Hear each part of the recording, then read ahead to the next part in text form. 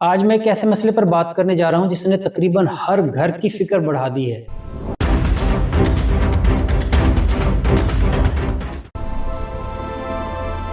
Social media جو تعلیم، علم اور مثبت سوچ بڑھانے کا ذریعہ بن سکتا تھا، افسوس کہ کچھ لوگوں نے اسے گالی، فحش گوئی، کردار کشی اور غیر اخلاقی مواد پھیلانے کا ذریعہ بنا دیا ہے۔ اس کا نقصان صرف ایک ویڈیو تک نہیں رہتا بلکہ اس کی قیمت پورا معاشرہ ادا کرتا ہے۔ ہمارے بچے متاثر ہو رہے ہیں، ہمارے نوجوان متاثر ہو رہے ہیں، ہماری مائیں، بہنیں، بیٹیاں، بچے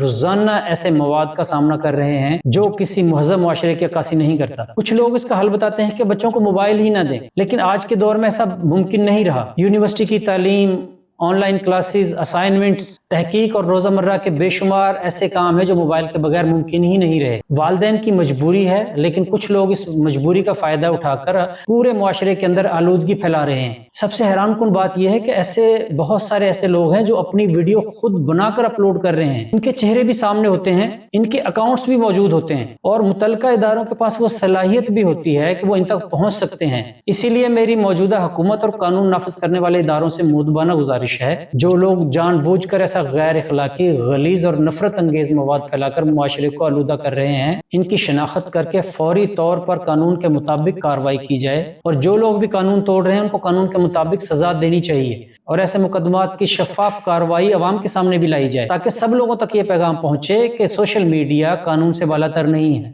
جب چند افراد کے خلاف سخت قانونی کارروائی ہوگی تو ایسے لوگ جو ایسا کام کرنے کے بارے میں سوچ رہے ہیں وہ ایسا کام کرنے سے پہلے 1000 بار سوچیں گے۔ یاد رکھیں، آزادی اظہار کا مطلب یہ نہیں ہے کہ ہم دوسروں کی عزتوں کو پامال کریں، گندی زبان استعمال کریں یا معاشرے میں بے حیائی یا نفرت پھیلائیں۔ لیکن میرے خیال میں یہ صرف حکومت ہی کی ذمہ داری نہیں بنتی بلکہ کچھ ذمہ داری ہماری بھی بنتی ہیں کہ ہم ایسے لوگوں کو فالو نہ کریں، اس طرح کی ویڈیوز کو شیئر نہ کریں اور ان کی شہرت کا ذریعہ نہ بنیں، کیونکہ جب دیکھنے والوں کی تعداد کم ہو جائے گی تو اس طرح کے مواد کی مارکیٹ خود بخود کم ہو جائے گی۔ اگر ہم چاہتے ہیں کہ ہمارے بچے اور آنے والی نسلیں باوقار رہیں تو اس گندگی کے خلاف آج ہی آواز اٹھانی پڑے گی۔ آخر میں صرف ایک ہی بات، ہمیں